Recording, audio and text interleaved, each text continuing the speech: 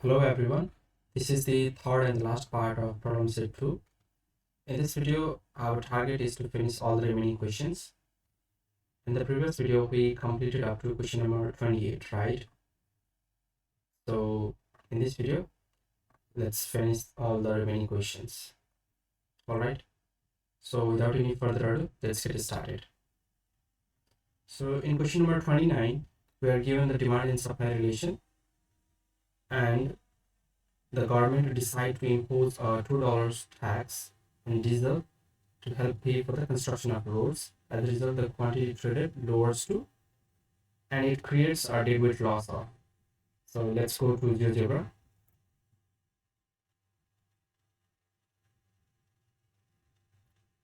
For those who do not know about GeoGebra, it's an open source software, so you can download it and use it for absolutely free. Alright.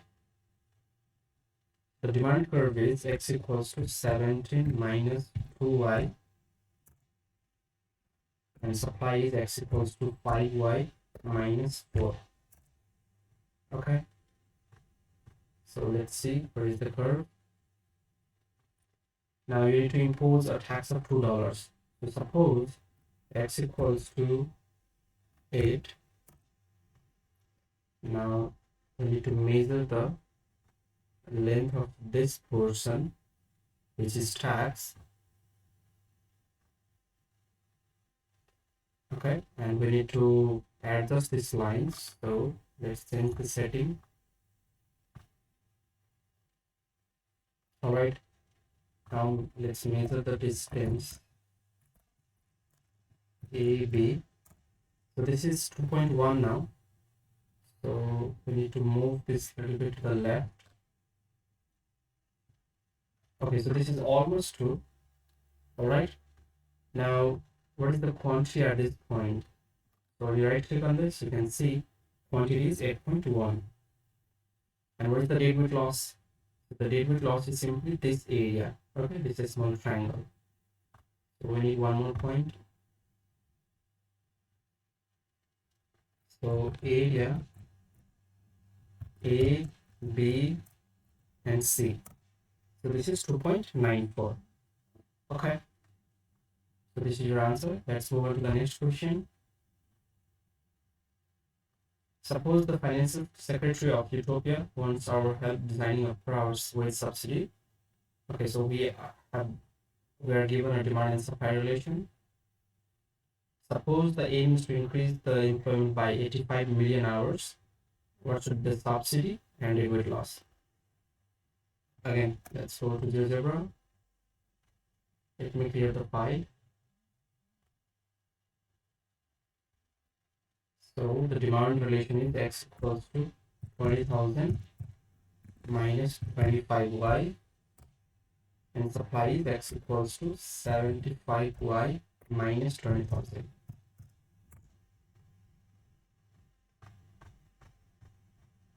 Let's see where is the graph.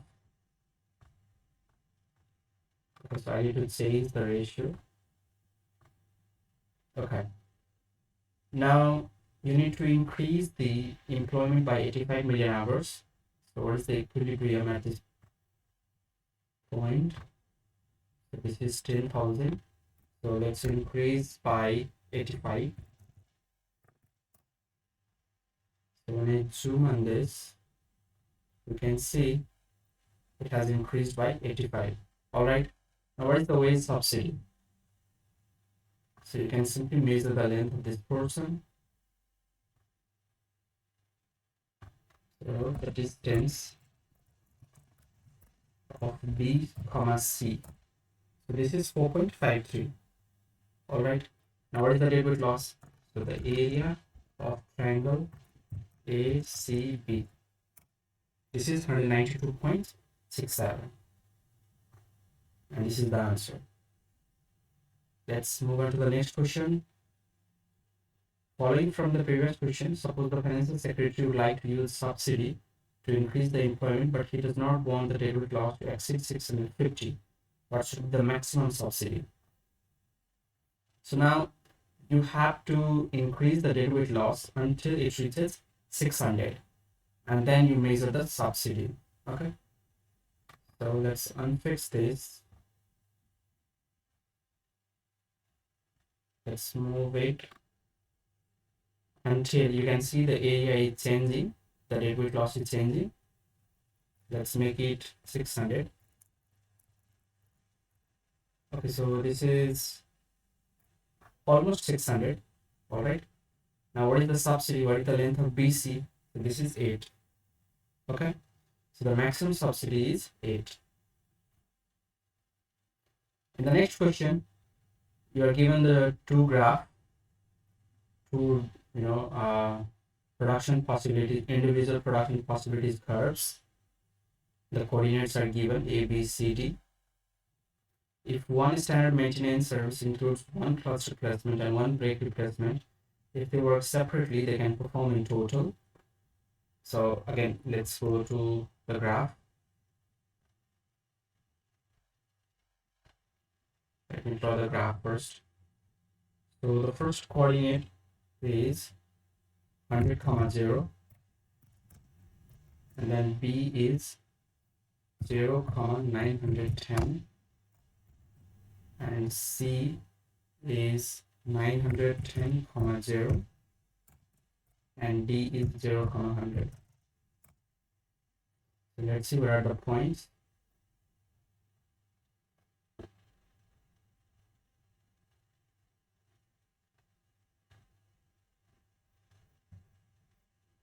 So let's connect it by a line segment, A to B and C to D. All right. Now it says one standard maintenance service means one clutch and one brake replacement. So if they do it separately, what is the total standard maintenance service? So we have put the brake on the x-axis and clutch on the y-axis. That means when I write the equation x equals to y, that means one clutch equals to one brake. Okay, and in total, they gives us one maintenance service, right? So x equals to y. So you can see the intersection with the demand curves. So the quantity is 90.1 for each demand curve. So when you multiply it by 2, you get the total maintenance services when they do it separately. Okay, so this is the quantity by one demand curve. All right, for one person. So you have to multiply it by 2. Okay, so the answer is 90.1 times 2. In the next question, if they work together, they perform in total % more standard maintenance services than working separately. So what is the increment in standard maintenance services when they do it together? So in this case, we need to draw the production possibility curve of 2 people. Initially, it was PPC of 1 person. Now we need to draw the PPC of 2 people. Okay, and then the intersection with this straight line passing through origin, that is x equals to y, and with the PPC gives you the total maintenance services, standard maintenance services. Okay, so let's draw the standard PPC. So I have already explained how you can draw the PPC in the previous videos. So if you have forgotten, you may go back and watch that video. Okay. So to draw the PPC, you need to add these 2 points on the x-axis first and on the y-axis. So x coordinate of A plus x coordinate of C, 0. Similarly, 0, y coordinate of D plus y coordinate of B. Okay. Now you need one more point. So you can see that this guy AB has the comparative advantage in the production of in the clutch replacement. Okay, and this guy CD has the comparative advantage in brake replacement.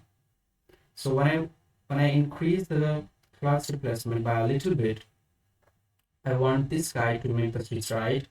Because he has the competitive advantage in the clutch replacement. So he will make the switch until he reaches at this point. After this, he will have no time left to do the clutch replacement anymore. And after that, this guy, CD, will make the clutch replacement. Okay. So we need to draw a line passing through this point B. So y equals to y coordinate of B, and one more line passing through C. Okay, because initially, when this guy makes the switch, then the other guy is still working at this point, right? Okay. So x equals to x coordinate of C. So let's find out the intersection. I've explained this in a very beautiful way in the previous video, so you may go back and watch that. Let's connect these points by a line segment. Okay. So now when you right click on this point, you can see the quantity is 910, and that's the quantity when they do it separate together. Okay. Now to find out the increment in percentage, you simply subtract 90.1 times 2 from 910 divided by 90.1 times 2 times 100. Okay. And this will give you the percentage increase. Let's move on to the next question. Consider the market of toilet papers in 2015 with upward sloping supply curve and demand curve. Between 2015 and 2016, the equilibrium price of toilet papers decreased, but the equilibrium quantity of toilet papers remains constant. We can conclude that between 2015 and 2016, the supply. So let me explain this through graph.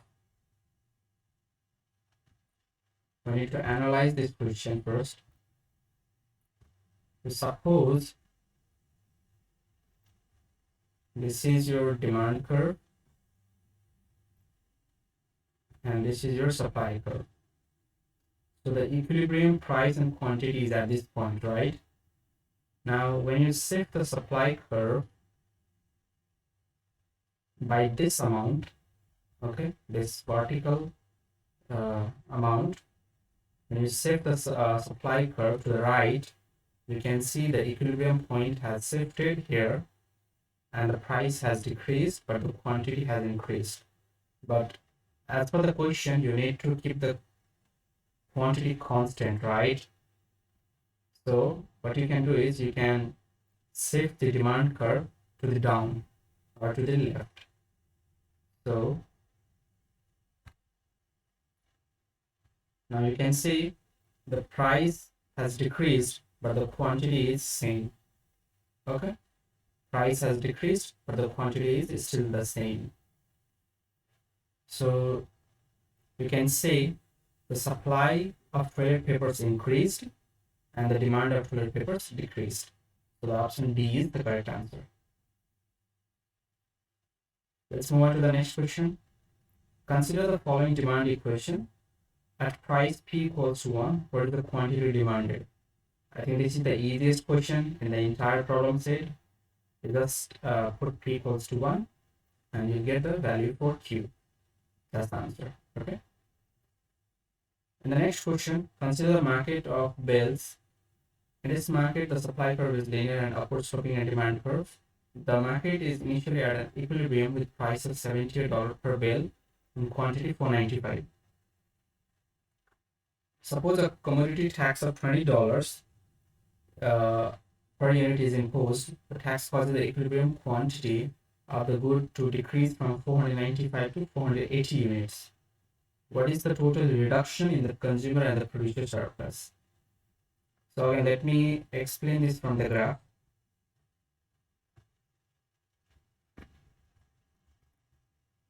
Okay, so suppose this is the supply and demand curve and this is the equilibrium point.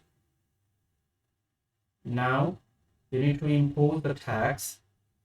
So let's impose a random tax. It should not be $20 in this case because we are just simply analyzing the case.